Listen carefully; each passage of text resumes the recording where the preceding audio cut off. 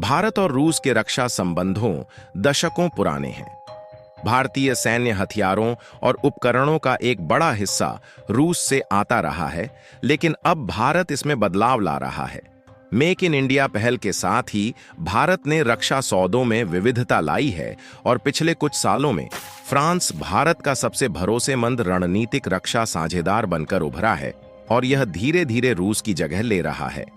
इस साल की शुरुआत में भारत ने अब तक का अपना सबसे बड़ा रक्षा सौदा फ्रांस के साथ किया था, जिसमें 26 राफेल एम लड़ाकू विमानों की खरीद के लिए 7.5 अरब अमेरिकी डॉलर में डील फाइनल हुआ था।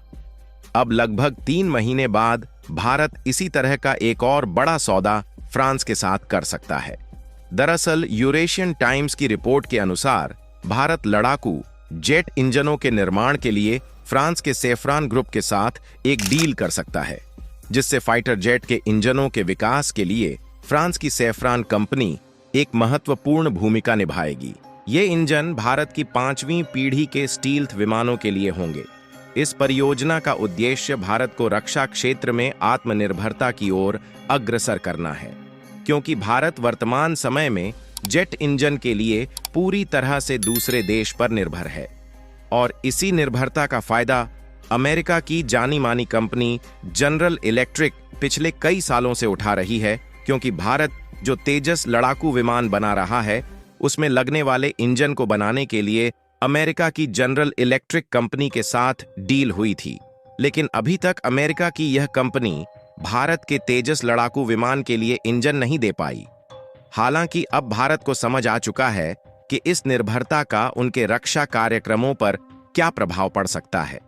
जनरल इलेक्ट्रिक को भारत को F404 इंजन की डिलीवरी करनी है, लेकिन आपूर्ति में देरी के चलते भारत का तेजस कार्यक्रम 2 साल से ज्यादा पीछे हो गया है और यह ऐसे समय में हो रहा है जब भारतीय वायुसेना पहले से ही घटती स्क्वाड्रन संख्या से जूझ रही है। फ्रांस के साथ संयुक्त इंजन विकास कार्यक्रम पर समझौता होता है तो यह सुनिश्चित करेगा कि भारत का एडवांस मीडियम कॉम्बैट एयरक्राफ्ट एम का अपनी समय सीमा को पूरा करने के लिए किसी दूसरे देश पर निर्भर न रहे। इसके साथ ही यह परियोजना भारत के बहुमूल्य संसाधनों की भी महत्वपूर्ण मात्रा बचा सकती है, क्योंकि जेट इंजन और उनका रखरखाव लड़ाकू विमानों की लागत का बड़ा हिस्सा होता है। ऐसे में एक अनुमान के अनुसार भारत को अगले दशक में 250 से ज्यादा अगली पीढ़ी के लड़ाकू जेट इंजनों की जरूरत होगी।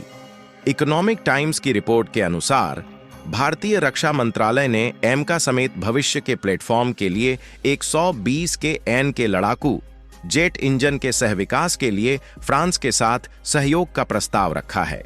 इस डील की लागत 61,000 करोड़ रुपए हो सकती है। इस तरह यह भारत के सबसे बड़े रक्षा सौदों में से एक होगा।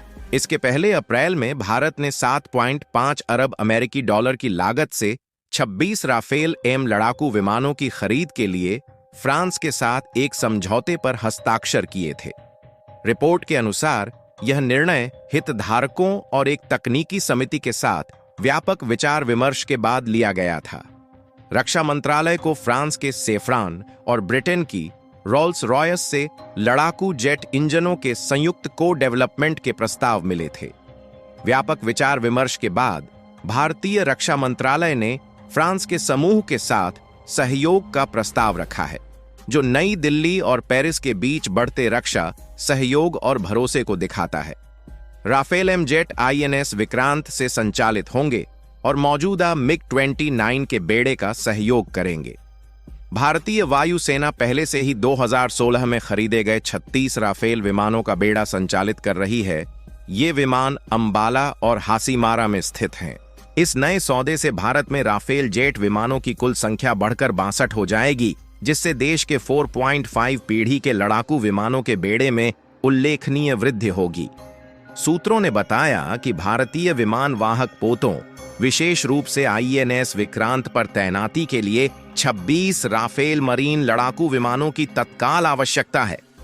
इन्हीं कारणों से भारत फ्रांस से 26 राफेल मरीन फाइटर जेट खरीदने के लिए डील फाइनल कर रहा है, जिससे भारतीय वायुसेना के लिए लड़ाकू विमान की कमी को पूरा किया जा सके।